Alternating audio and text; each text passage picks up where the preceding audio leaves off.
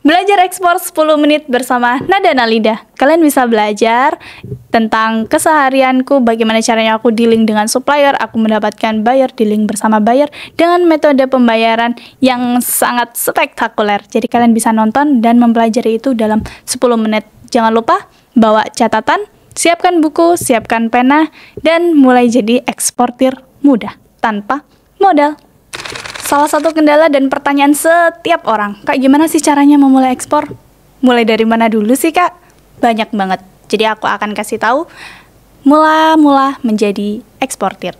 Yang pertama, kalian bisa menentukan product knowledge dulu. Kemudian kalian cari supplier. Setelah itu, kalian bisa ke tahap pembuatan legalitas. Yang keempat, kalian bisa survei market kalian. Dan yang kelima, kalian bisa langsung mencari klien atau mencari pembeli. Itu urutan yang pertama. Dan urutan yang kedua, kalian juga bisa memulainya benar-benar tanpa modal. Gimana sih, Kak? Aku kalau misalkan mau ekspor tanpa modal, aku nggak ada uang untuk mendirikan perusahaan. Perlu kalian ketahui di sini perusahaan ada dua, yaitu PT Perorangan dan PT.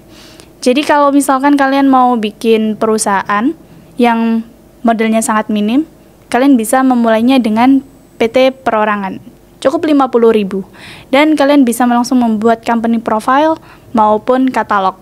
Aku nggak punya katalog. Jujur aja di hari itu aku dealing dengan klien Vietnam, aku nggak punya katalog. Dan aku nggak punya product knowledge yang bagus.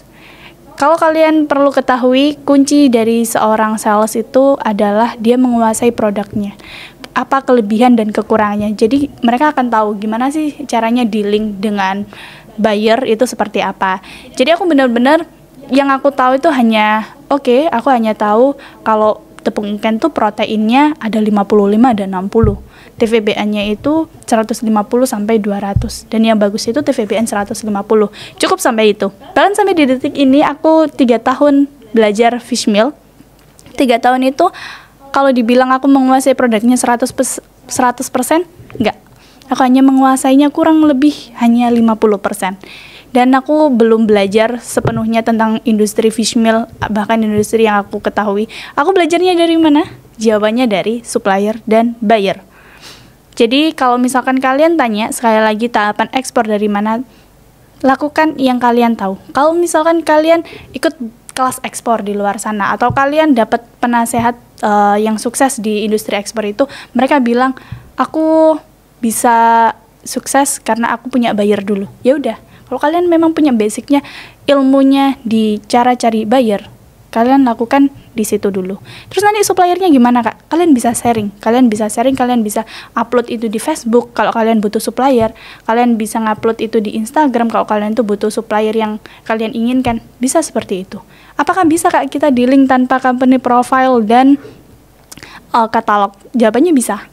Tapi kalian harus menentukan produk. Karena yang namanya berjualan, kalian harus punya produk. Minimal kalian kalau misalkan mau cari buyer, kalian harus memposisikan, aku akan mulai bisnis ekspor, yaitu ekspor kelapa. Kelapa itu ada banyak, baik itu air kelapa, atau batok kelapa, atau yang kelapa kering, atau bahkan buah utuhnya. Kelapa yang mana? Karena masing-masing itu juga menentukan kemana negara tujuan ekspor. Berbeda kalau misalkan kita serabut kelapa, berbeda lagi kalau misalkan kita main di air kelapa, itu akan beda-beda. Dan bayarnya itu juga nggak akan sama. Terus kemudian, Kak Nada gimana sih awalnya ekspor? Awal ekspor itu tadi, aku bertemu dengan supplier by online. Kalau kalian udah nonton videoku yang pertama, perjalananku menjadi eksportir, kalian pasti akan tahu. Kalau aku bertemu dengan supplierku lebih dulu, tapi tidak offline. Aku ketemunya secara online. Bahkan itu bisa membuat aku closing hingga 4 kontainer. Aku ketemu secara online, kemudian aku tahu produk knowledge-nya itu bisa dikategorikan 20% ya. 20%. Terus aku ketemu sama buyerku itu ketika kontainerku sedang bermasalah di negara tujuan. Karena ada spesifikasi yang ternyata nggak memenuhi di negara tujuan ekspor. Jadi di situ aku ketemulah sama buyerku ini. Setelah aku udah menentukan produk, aku dapat buyernya, aku nggak langsung bikin perusahaan, aku nggak langsung bikin legalitas. Karena aku tahu bahwa produk yang aku ekspor itu nggak bisa kalau misalkan tidak punya pabrik.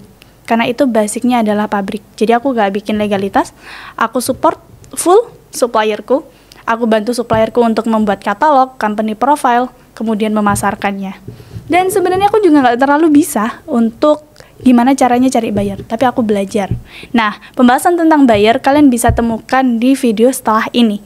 Jadi, kali ini aku akan meruntutkan ke kalian bagaimana caranya tahapan-tahapan ekspor. Kalian bisa memulainya dengan, kalau kalian punya modal, kalian bisa mulai dari bikin perusahaan, bikin katalog, bikin company profile, kemudian cari suppliernya. Supplier yang valid itu ada di mana sih, Kak? Itu pertanyaan semua orang. Aku waktu itu dapat suppliernya dari Facebook. Nggak semuanya kok yang di Facebook itu scam. Kalau kalian bisa filter, jadi dalam satu hari itu aku cari supplier yang benar-benar aku inginkan.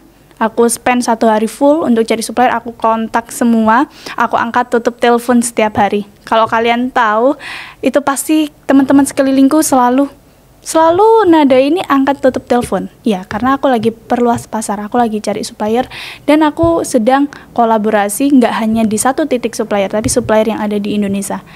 Dan itu adalah perjalananku untuk mencapai kontainer pertamaku.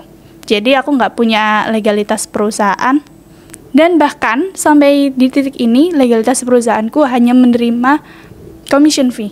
Jadi kalau dibilang perusahaanku untuk ekspor, enggak, karena semuanya yang ekspor, dokumen-dokumennya dan lain-lain itu punyanya supplier. Kalau ada yang tanya, Kak pernah nggak sih Kak BL-nya itu ditulisin kayak yang atas nama supplier, kemudian QQ atau CC-nya itu nama perusahaan kakak? Jawabannya nggak pernah.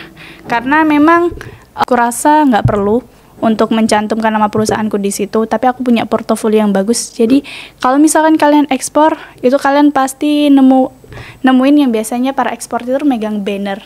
Ekspor perdana, Coco Fiber dari perusahaan apa, berapa feet gitu. Nah, itu bisa jadi portofolio kalian. Dan kalian bisa membangun portofolio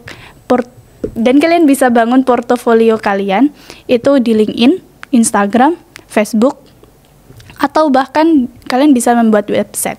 Tapi kalau misalkan kalian memang benar-benar mau tanpa modal, sekali lagi, kendala orang Indonesia adalah selalu mengeluh, Kak aku pengen ekspor tapi aku nggak punya modal. Nah, jawabannya adalah kalian bisa banget, karena aku adalah salah satu yang bisa kalian lihat atau kalian contoh bahwa aku ekspor nggak pakai modal. Bahkan, aku punya kisah pahit tentang ekspor. Perjalanan eksporku, aku juga pernah ditipu. Aku bahkan juga pernah ketipu legalitas. Tapi, itu nggak akan aku bahas di section ini. Jadi, kalian terus tonton video-videoku selanjutnya satu persatu. Jangan lupa catat semua hal-hal yang menurut kalian penting, agar kalian nggak terlewatkan bagaimana caranya menjadi ekspor pemula.